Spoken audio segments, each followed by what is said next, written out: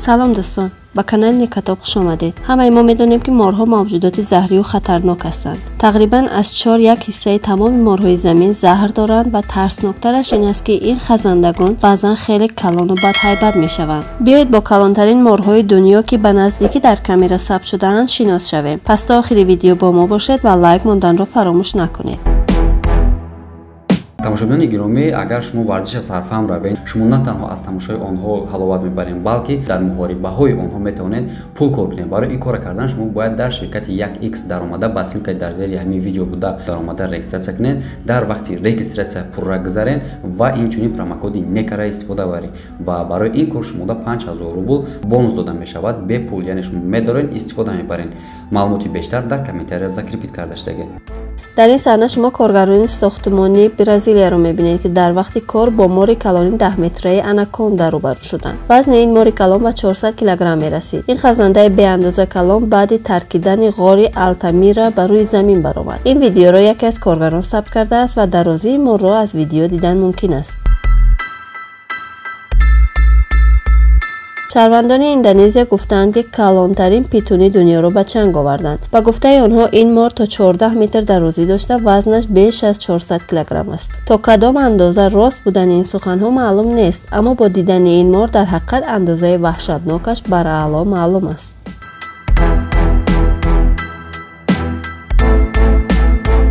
دو ماهیگیر در رودخانه سانتا ماریای آمریکا با ماهیگیری مشغول بودند که ناگهان موجودی کلانی را روبرو میشوند. آنها در وقتی لاتکارانی میبینند که یک ماری کلان از پسشان گشته ایستاده است. آنها کوشش میکنند که او را از خود دور کنند و یکی از این ماهیگیرها دم مار را داشته او را عصبی میکند. عصبی کردن این گونه حیوانات بازی با مرگ است.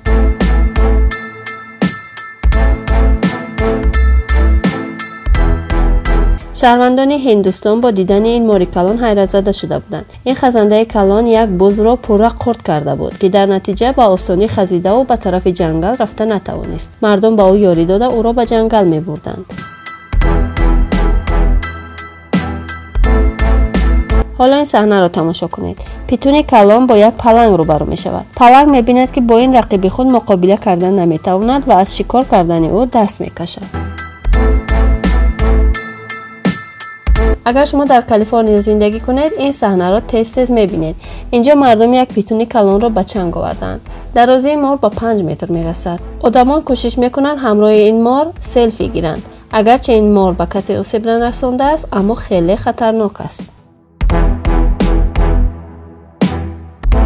آناکوندا های سبز شکارچی های ماهیری هستند که در جنگل های آمریکای جنوبی پنهان میشن و بیشتر در آبها زندگی میکنند. درازی آناکوندای سبز از پیتون ها کمتر است اما وزن آن از پیتون بیشتر است. قوسی بدن آنها بعضا به 30 سانتی متر برابر است.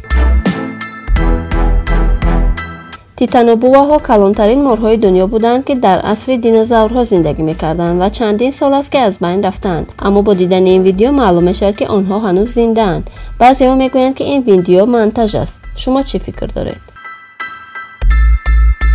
زن و مردی که درباره پرنده ها تحقیقات می‌بردند به طور ناخواسته با ماری روبرو میشوند که به طور ترسناک کلان بوده است. آنها توانستند که از این مار رسم گیرند و بعد این مار به جنگل می‌دراید.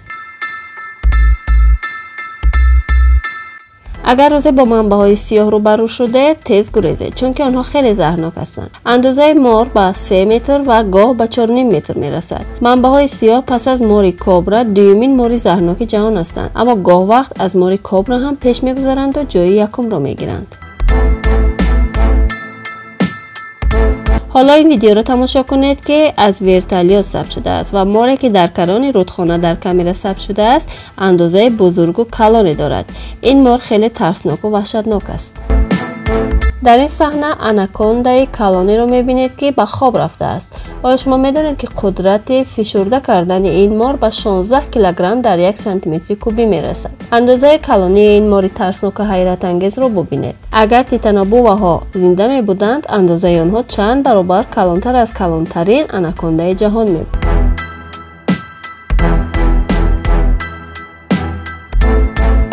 در این ویدیو ماری کلان کوشش میکند که به ماشین حمله برد. درازی او از 3 تا 4 متر تخمین زده می شود. این مردها بختشان بلندی میکند که مار به آنها حمله نکرده است.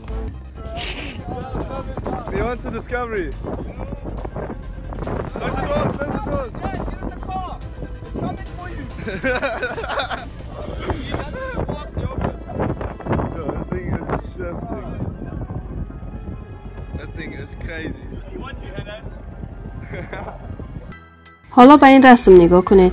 کلانی این موجودی ترسناک بیش از کپروک است. این موجودی است که شاید در قعر دریاهای کلان زندگی کند و شاید هم وجود نداشته باشد و این یک فتوشاپ باشد. شما چی فکر دارید؟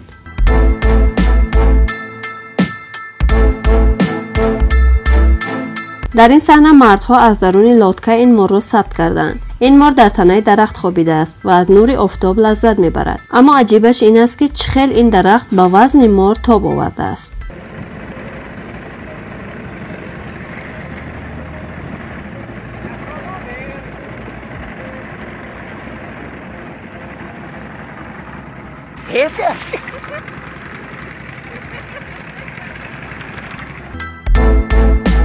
سال 2019 پس از آتش‌سوزی کلان در اندونزیا شاید کلانترین مارهای آنجا نابود شده باشند.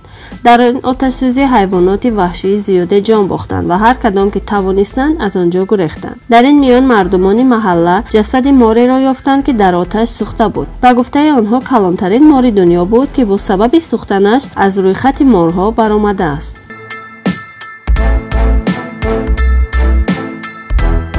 تشکر که تا آخر ویدیو با ما بودید.